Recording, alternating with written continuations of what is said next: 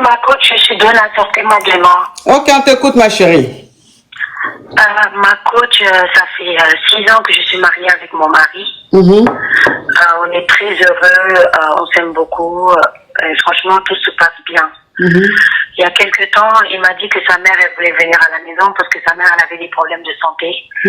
Mais vu que mon mari travaille, il ne pouvait pas s'occuper d'elle vu qu'il travaille. Donc moi, j'ai pris des congés pour m'occuper d'elle. Oui. Donc elle et moi, on était dans la maison et tout.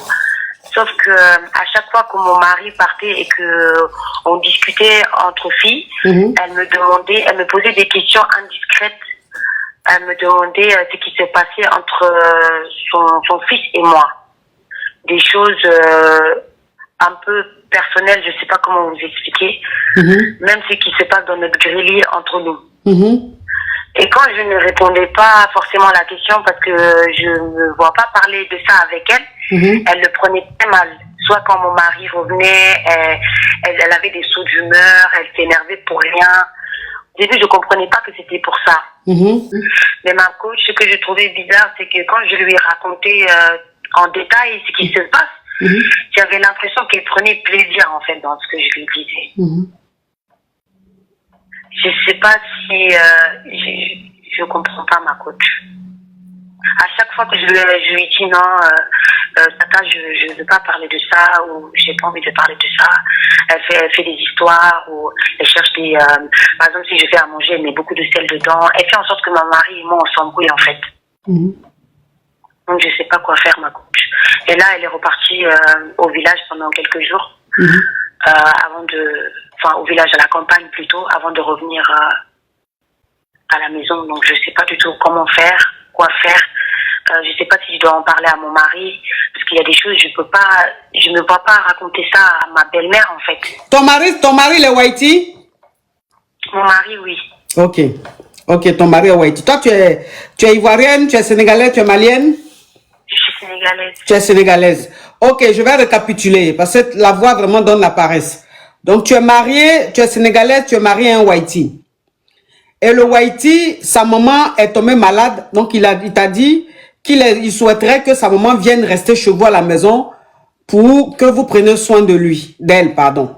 Donc, comme toi, ton mari, il a un boulot, il gagne plus, toi, tu as décidé de prendre des congés et de t'occuper de ta belle-mère. Sauf que depuis que ta belle-mère est là, elle te pose des questions indiscrètes. C'est-à-dire, elle a envie de savoir tout ce qui se passe entre son fils et toi. Même dans le grelier, elle veut savoir comment ça se passe dans votre grelier et tout.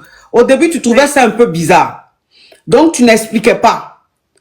Et quand tu n'expliquais pas, elle faisait tout pour que ton mari et toi, vous soyez en histoire. Quand tu faisais à manger, elle mettait beaucoup de sel.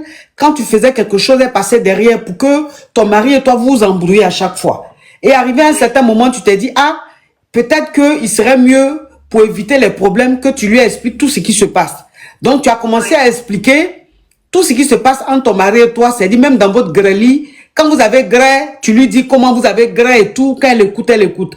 Mais au fur et à mesure, tu as compris qu'en fait, quand tu lui expliquais surtout votre grêle et tout ça, tu sentais que, en fait, ça lui faisait plaisir. Tu sentais qu'elle était enjaillée. C'est comme si, en fait, voilà, ça mettait quelque chose en elle, ça montait quelque chose en elle d'enjaillement et tout ça. Oui. Ok. Elle était très contente. En fait, je vois qu'elle... c'est comme si elle revivait, en fait. Elle vivait la situation, en fait. Comme elle a perdu son mari. Ok, donc c'est quoi ta question? Ma question est comment je peux me sortir de cette situation-là, ma coach? Est-ce que j'en parle à mon mari? Est-ce que si j'en parle à mon mari, j'ai peur que mon mariage, il y a un problème. J'ai peur que mon mari est un peu... il a une relation très fusionnelle avec sa maman. Donc j'ai peur qu'elle lui dise que c'est faux, que c'est pas vrai, que mon mariage se gâte, ma coach. Donc je sais pas. D'accord. Ok. Donc ta question c'est de savoir si tu dois en parler à ton mari.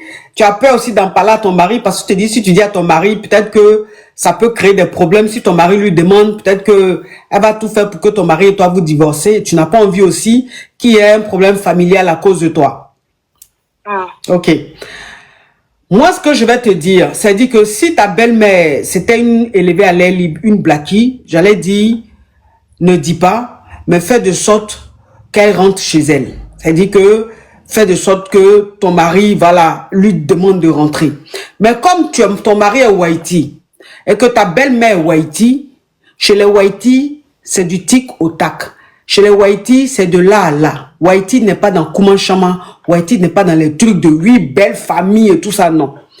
Parce que ta belle-mère, là, façon elle est en train de se comporter, là, ta belle-mère a un comportement de blélé. C'est-à-dire que ta belle-mère, là, quand elle te regarde comme ça, là, elle a envie de te griller.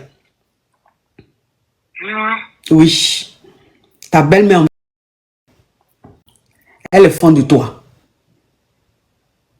Donc, quand elle demande qu'est-ce qui s'est passé entre son fils et toi, comme quand elle veut que tu expliques votre grêlis, ça veut dire que quand vous graissez là, elle a besoin que tu lui expliques. Et quand tu lui expliques, elle vit ce que tu lui expliques. On ne peut pas dire qu'elle est fan de son fils, c'est son enfant. Donc, c'est de qui elle est fan? C'est de la femme à son fils. Donc, quand elle te regarde comme ça, la façon tu es petit modèle chic et tout, bien belle là, elle a envie même de te léler. Tu vois un peu le truc? Donc, ta belle-mère est lélée.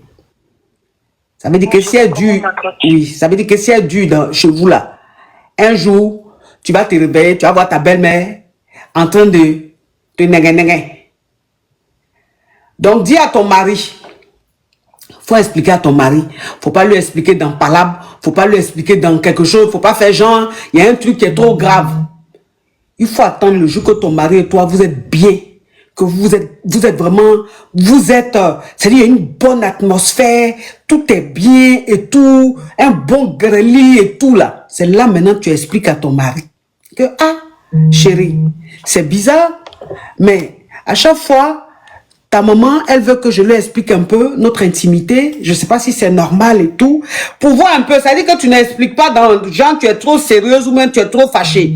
Tu essaies de brosser ça un peu genre d'amusement. Tu comprends un peu le truc? Maintenant, tu vas voir la réaction de ton mari. S'il prend ça en mal ou bien s'il ne prend pas en mal.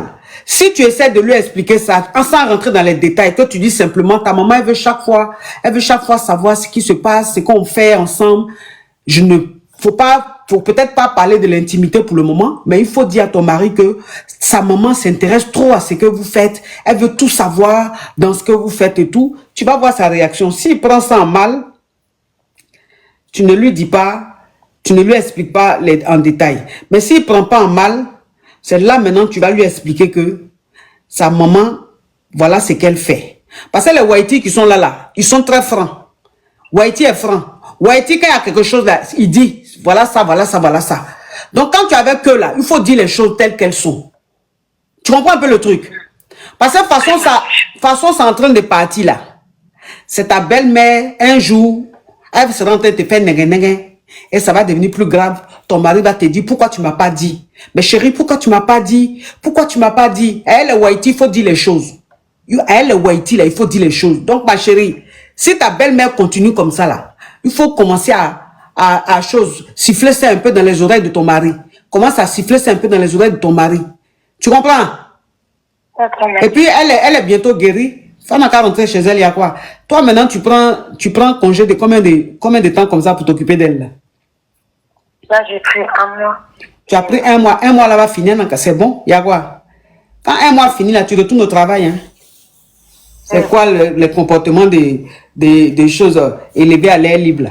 Ça, c'est des trucs qu'on fait au village ou même des trucs qu'on fait quand ton mari est élevé à l'air libre ou bien il est blacké. Toi, ton mari est chose, est Whitey, sa maman est malade. Si elle est malade, il n'a qu'à la déposer à l'hôpital. C'est toi, tu vas laisser ton travail pour t'occuper d'elle. Tu t'occupes d'elle jusqu'à... façon, tu t'occupes d'elle là maintenant. Elle a envie maintenant de te néguer. Faut de prendre travail là. Tu as compris? Quand elle va rester seule à la maison, elle va dire non, ceux-là, je ne reste plus chez eux, je m'en vais. Puis elle va partir. D'accord, merci beaucoup. Elle est trop à l'aise. C'est quoi ça? C'est quel modèle de belle-mère ça?